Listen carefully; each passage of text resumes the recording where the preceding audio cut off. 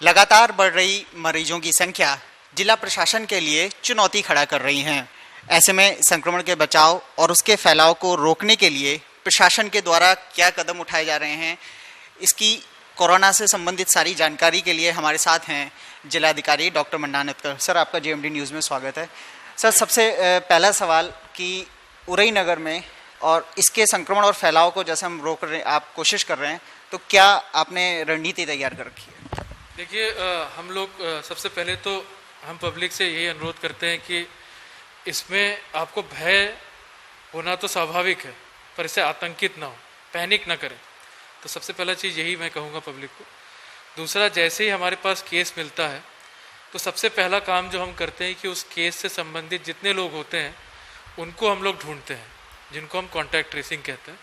फिर contact tracing में हम हाई रिस्क, लो रिस्क के हिसाब से कैटेगराइज करते हैं, और हाई रिस्क पेशेंट जितने होते हैं या जो लोग उनसे जो संबंधित होते हैं उनकी टेस्टिंग कराई जाती है जिला अस्पताल में।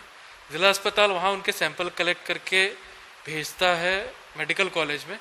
मेडिकल कॉलेज से जब उनका रिजल्ट पॉजिटिव आता है तो उसके बाद जो है उनसे जुड़े हुए जो लोग हैं उनकी कॉन्टैक्ट ट्रेसिंग की जाती है, और इस प्रकार से हम चेन को ब्रेक करने की कोशिश करते हैं। जैसे मैं एग्जाम्पल के तौर पे मैं अपने यहाँ पे जो पहला केस हुआ उसको मैं लेना चाहूँगा कि हमारे यहाँ एक डॉक्टर थे, उनको मिला, वो एनेस्थेसिस्ट थे। तो जैसे ही उनका केस 25 तारीख को डायग्नोस हुआ तो उससे पहले ही हम लोगों ने उनके अलग अलग तरह के कॉन्टैक्ट हमने ढूंढ लिए। जैसे उनके परिवार से संबंधित लोग जो हैं वो एक अलग ग्रुप हो गए, उनको होम क्वारंटाइन कर दिया गया, उनके सैंपल ले लिए गए।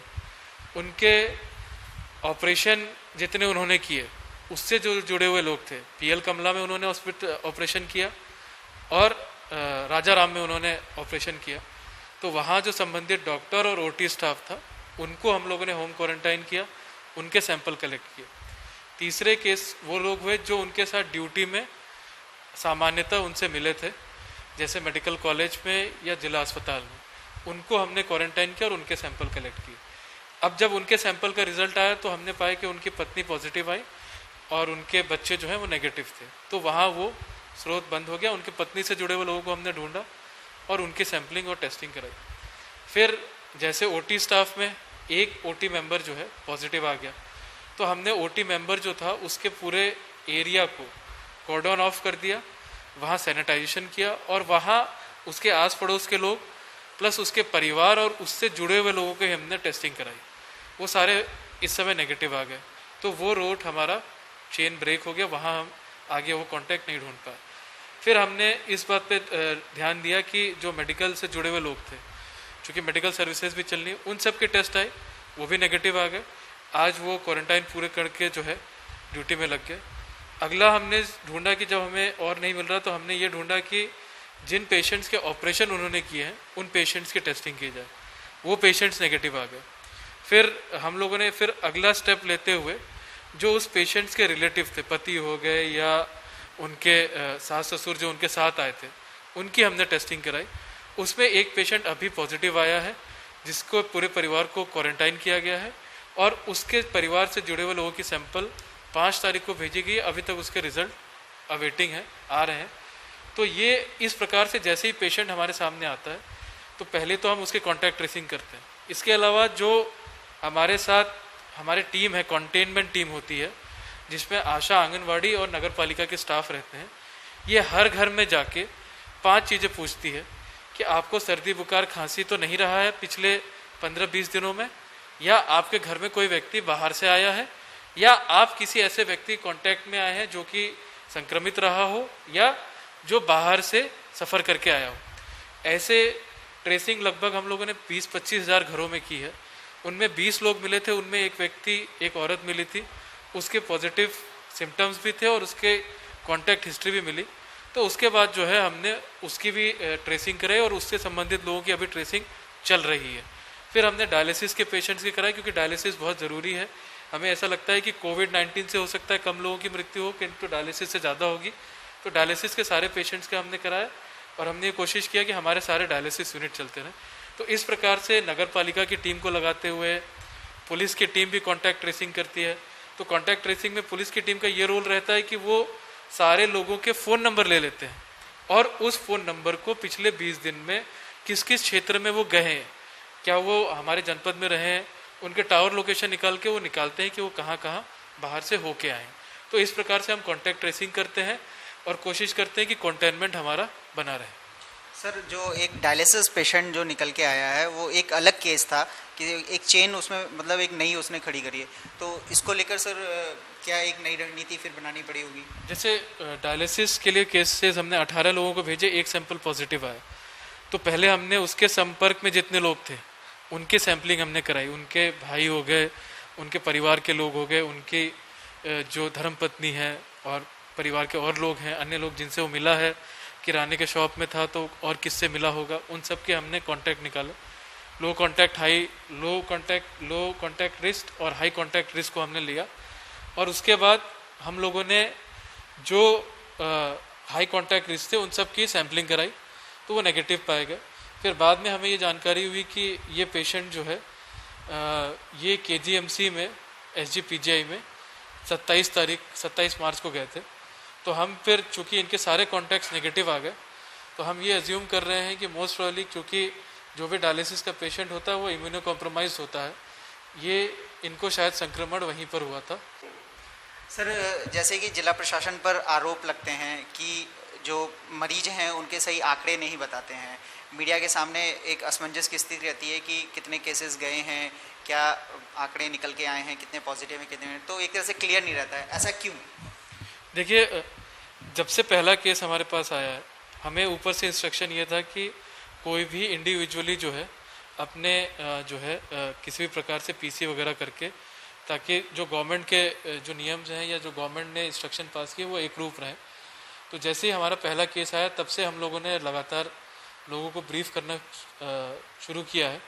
मीडिया में भी हम लोग जैसे ही हमारे पास केस आता है हम बना के देते हैं।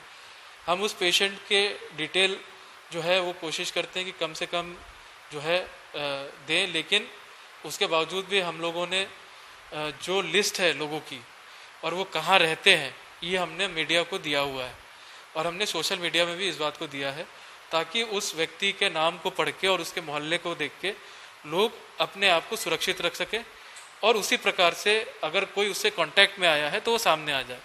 हम ये भी करते हैं कि जिस क्षेत्र में वो व्यक्ति मिलता है, जिस मोहल्ले में मिलता है, वहाँ अनाउंसमेंट भी होती है और पूरी उस एरिया को कॉर्डन ऑफ किया जाता है और वहाँ C+ करके उनके घरों पे भी लिखाया जाता है ताकि वहाँ के क्षेत्र के लोगों को भी जानकारी हो कि उनके यहाँ पे कौन लोग आए हैं। हम लोग जितने सैंपल भेजते हैं उनके रिजल्ट्स भी जब नेगेटिव आ जाते हैं तो नाम सहित हम उसको जो है मीडिया को दे देते हैं कि वो उनको दे सके। टोटल हमारे सैंपल जितने आते हैं लगभग डेली हम जितने सैंपल भेजते हैं वो भी हम आपको 2 बार उसका अपडेट देते हैं और जो रिज़ल्ट हमारे पास आता है उसका भी हम अपडेट 2 बार देते हैं।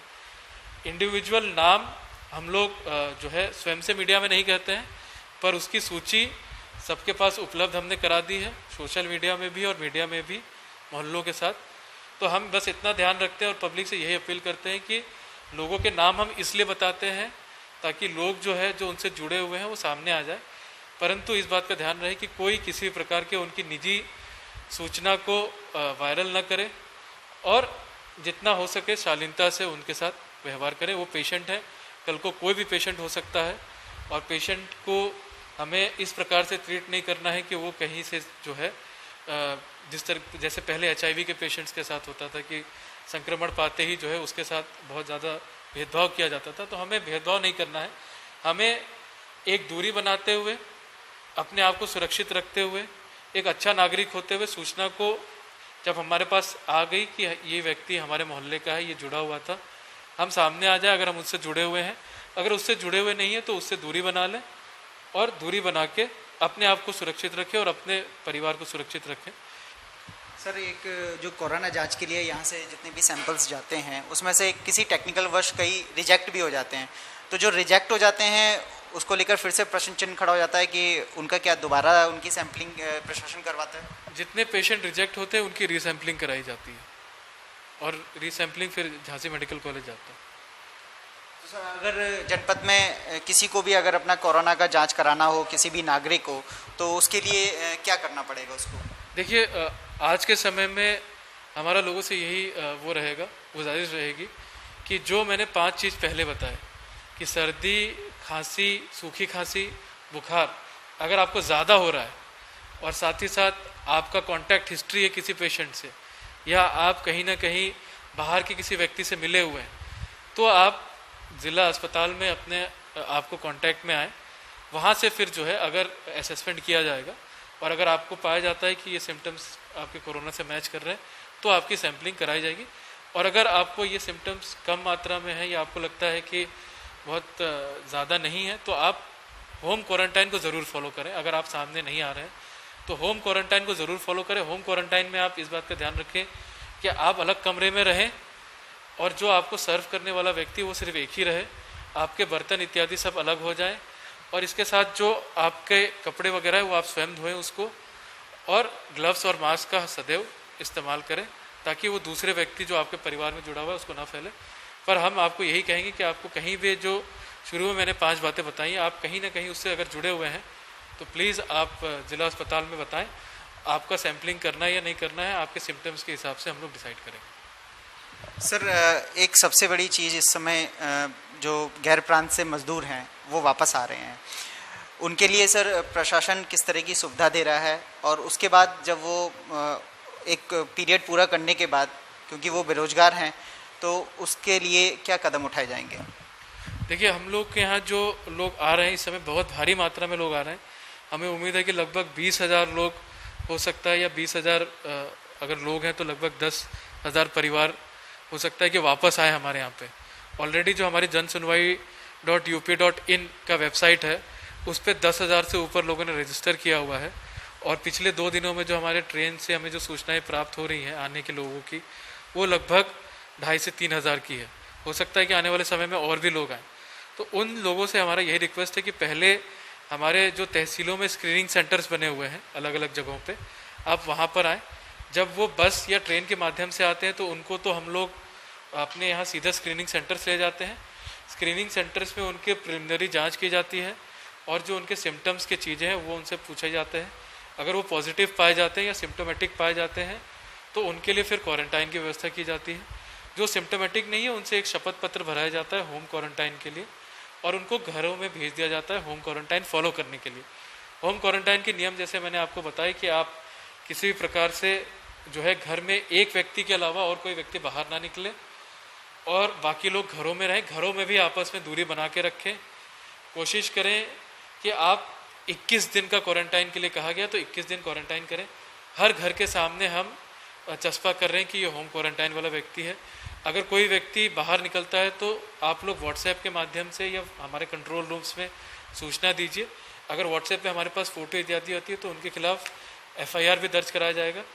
अगर ये व्यक्ति जो आ रहे हैं ये अगर सिम्टोमेटिक इस बीच में हो जाते हैं, 1 हफ्ते के अंदर उनको सर्दी, खांसी, बुखार इत्यादि हो जाता है तो वो अपने आशा से संपर्क करें। और अगर शहरी क्षेत्र में है तो वो जिला अस्पताल या CHC में संपर्क करें और वहाँ उनको जो है पैरासीटामोल 3 दिन के लिए दिया जाएगा। उसके बाद भी अगर उनके सिम्टम्स कम नहीं होते हैं तो फिर उनकी सैम्पलिंग करा के टेस्टिंग और क्वारंटाइन किया जाएगा। लॉकडाउन 3 में कुछ रियायत भी दी गई है शासन की तरफ से, तो जो उरई की जनता है वो ये जानना चाह रही है कि किन चीज़ों में रियायत है और वो किस तरह से वो अपने आप को मैनेज करें। जैसे जो हॉटस्पॉट क्षेत्र हमारे यहाँ पर है उनमें रियायत तो बहुत कम है क्योंकि वहाँ पे हम लोगों ने पूरी बंदी कर रखी हुई। एसेंशियल बैंक सर्विसेज चल रहे हैं। जो हमारे राशन शॉप्स हैं उनको हम चला रहे हैं वितरण के लिए। अंत्योदय कार्ड्स को हमने घरों में वितरण कराया है और बाकी लोगों को हमने टोकन जारी किया है जिस दुकान से वो है कि टाइमिंग के हिसाब से 5-5 या मिनट के अंतर पे वो लोग आएँ और अपना सामान लेके जाएँ। इसके अलावा हमने कंट्रोल रूम अपने यहाँ खोला हुआ है। पुलिस के भी कंट्रोल रूम है और प्रशासन के भी कंट्रोल रूम है। अगर आपको कोई सामान वितरण अगर खरीदना उरीदना है तो आप हमें संपर्क करें। हम जो आपके संबंधित राशन शॉप्स हैं या ड्रग शॉप्स हैं उनसे हम आपका संपर्क करा देंगे, या दूध वाले हैं, सब्ज़ी वाले हैं, वो आपको जो है वहाँ बेच देंगे या आपके घरों पे डिलीवरी करेंगे। और साथ ही साथ अगर वो आपको रेट्स अत्यधिक करते हैं तो भी आप कंप्लेंट हमें कर सकते हैं। इन रेड जोन के बाहर के जो हमारे एरियाज़ हैं वो ऑरेंज जोन में आ रहे हैं, उनके लिए हम लोगों ने रणनीतिवार हमने बात किया है। जो भी मंडी के लोग हैं और जो हमारे शॉपकीपर्स हैं, SDM लोगों ने बात किया है और दुकानों में जो है छूट दी गई है ऑलमोस्ट सारे दुकानों को हम लोगों ने खोलने के लिए जो है 12 से 8 से जो है 2 तक का हमने समय दिया हुआ है, और 2-3 दिन में फीडबैक लेके हम लोग इसको और कैसे आगे बढ़ा सकते हैं, इसके लिए भी हम लोग जो है काम कर रहे हैं। सर, परिवहन एक बहुत बड़ा इशू है, क्योंकि जो गैर प्रांत से मजदूर आ रहे हैं उनको आप घर तक पहुंचा रहे हैं, और तहसील में दुकानें भी खुल रही हैं, तो लोगों को क्षेत्र से तहसील आने के लिए एक परिवहन नहीं है, तो किस तरह से वो आएंगे, उसके लिए क्या छूट है, और उरई नगर में भी कौन से वाहन को अलाउ है, कौन से को नहीं है, इसके बारे में क्या? देखिए, उरई नगर में तो सिर्फ वही जो एसेंशियल सर्विसेज के हैं जिनको पास दिया गया बस वही है, इसके अलावा और किसी को अलाउ नहीं है। उरई नगर के बाहर जो ऑरेंज जोन है वहाँ जो शासन के नए निर्णय है कि कोई भी गाड़ी में 3 व्यक्ति जा सकता है, और लेकिन शॉपिंग के लिए बेफालतू का नहीं निकलेगा। शॉपिंग के लिए हमने लोगों से ये अनुरोध किया है कि अगर उनको अपने इलाके में शॉपिंग करना है, जो रेड जोन के बाहर है, वो पैदल आए, शॉपिंग करें, गाड़ियों या बाइक से निकलने के काम न करें। बाइक में भी जो है विद पिलियन राइडर अलाउड है, लेकिन उसमें भी आपको ध्यान रखना हो कि आप मास्क पहने या गमछा लगाएं और सोशल डिस्टेंसिंग के जो नॉर्म्स है उसको फुलफिल करें। तो बाइक में तो मेरा यही अनुरोध रहेगा कि सिंगल राइडर ही आप निकलें, डबल राइड अवॉइड करें, क्योंकि डबल राइड जो है आपके सोशल डिस्टेंसिंग नॉर्म्स को कहीं ना कहीं ख़त्म करता है। सर, येलो जोन में कई मकान के निर्माण कार्य हो रहे थे और लॉकडाउन की वजह से रुक गए थे, चूँकि अब कुछ छूट मिली है, तो क्या तहसील स्तर में या ग्रामीण क्षेत्रों में या जहाँ पर आपने छूट दे रखी है जिला प्रशासन ने, वहाँ क्या मकान निर्माण कार्य किए जा सकते हैं?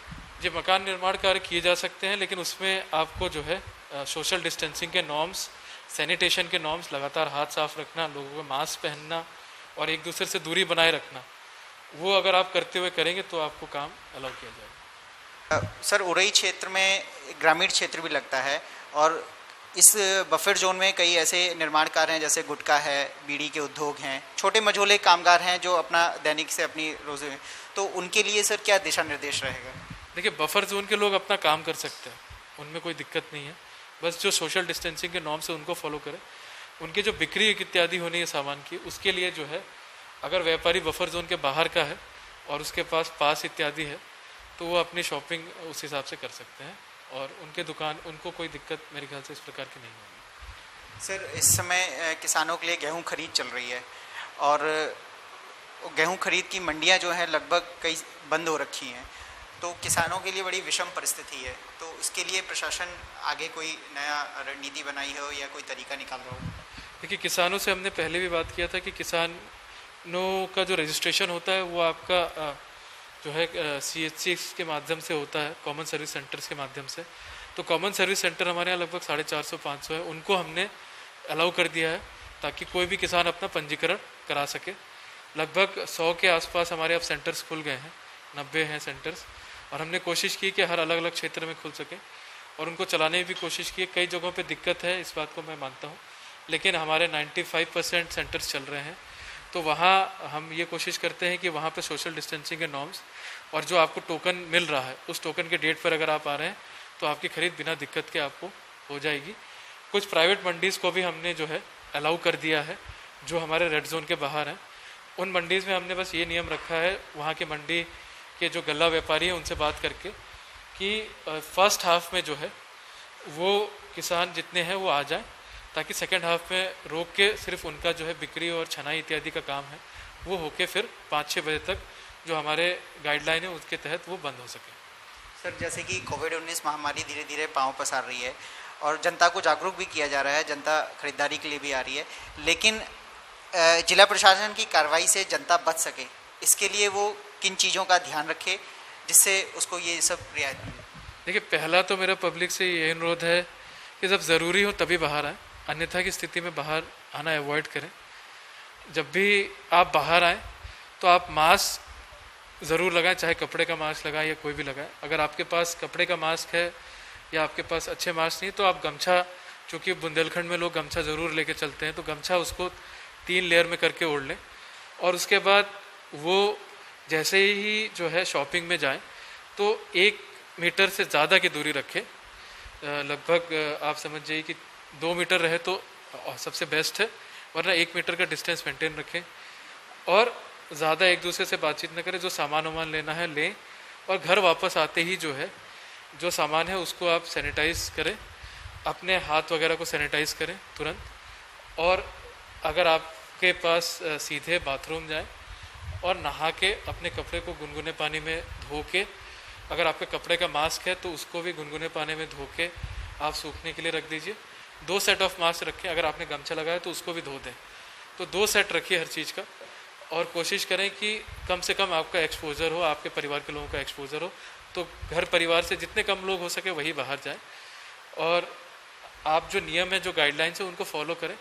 हम सामान्यतः कोशिश करते हैं कि किसी के भी खिलाफ हमें ऐसी कोई कार्रवाई न करनी पड़े जो हमें स्वयं अपने ऊपर अच्छी नहीं लगती हो, परंतु कई बार हमें ऐसे लोग बाहर मिल जाते हैं जो कि अकारण या ऐसे कारणों से बाहर आते हैं जिनको अवॉइड किया जा सकता था। तो मेरा पब्लिक से बस यही अनुरोध है कि अगर लॉकडाउन खुल भी जाता है या रियायत भी मिलती है, तब भी अपने और अपने परिवार की सुरक्षा के लिए जितना कम आप बाहर आ सकें उसको फॉलो करें, और प्लीज़ सोशल डिस्टेंसिंग का नॉर्म्स को फॉलो करें। सर, जैसे कि कोविड-19 महामारी को एक तरह से रोकने के लिए आरोग्य सेतु ऐप बहुत कारगर हथियार साबित हो रहा है, तो इसके लिए आप किस तरह की अपील करेंगे? देखिए, मैंने पहले भी पब्लिक को GMD के माध्यम से और सोशल मीडिया के माध्यम से अपील किया था कि ज़्यादा से ज़्यादा संख्या में लोग जो है इसको डाउनलोड करें। अगर आपके पास स्मार्टफोन है तो डाउनलोड करें। बहुत छोटा सा ऐप है, बहुत ज़्यादा आपका मेमोरी स्पेस नहीं खाता है, परंतु कारगर ऐप है। एटलीस्ट इससे ये फ़ायदा होता है कि अगर किसी और व्यक्ति ने इसको डाउनलोड किया हुआ है और वो डेली अपडेट कर रहा है कि मुझे अगर सर्दी खांसी है, चूँकि मैंने जैसे कहा कि अगर केसेस होम क्वारंटाइन में जा रहे हैं, जैसे बाहर के जो माइग्रेंट्स आए हैं, अगर ये आरोग्य सेतु ऐप डाउनलोड करके रखते हैं और उसके बाद ये कहीं बाहर जाते हैं तो आपको तुरंत ज्ञात हो जाएगा। अगर आपका ब्लूटूथ और आपने आरोग्य सेतु ऐप को रखा हुआ है तो आपको ज्ञात हो जाएगा कि आसपास मेरे कोई ऐसा व्यक्ति आ रहा है जो बाहर से होके आया है या जो बाहर के व्यक्ति के कांटेक्ट में आया है। तो कहीं ना कहीं आप जो है उसको दूरी बनाने में अपनी आपको सक्षम होंगे, और आपको अगर सिम्टम है तो दूसरे लोग आपसे दूरी बना के अपने आप को सुरक्षित रख सकेंगे। तो आरोग्य सेतु बहुत ही कारगर है। अभी हम लोग यही पब्लिक से अनुरोध रहेगा कि अगर आपके पास स्मार्टफोन है तो प्लीज़ इसको डाउनलोड करें और एक्टिव रखें। तो जैसे कि जिला प्रशासन जिला जालौन में कोरोना वायरस की संक्रमण की चेन और उसके फैलाव को रोकने में लगा हुआ है, क्योंकि जिस तरह से कोरोना वायरस अपना पैर पसार रहा है, उरई नगर पूरा हॉटस्पॉट में तब्दील हो चुका है। जिला प्रशासन सारी आवश्यक वस्तुओं को घर तक पहुंचाने में लगा हुआ है। आप लोगों से यही गुजारिश है कि आप घर में रहें, सुरक्षित रहें और लॉकडाउन का पालन करें। Varun Dwivedi, GMD news, Jalaun. आप देख रहे हैं GMD न्यूज़, आम जन की आवाज।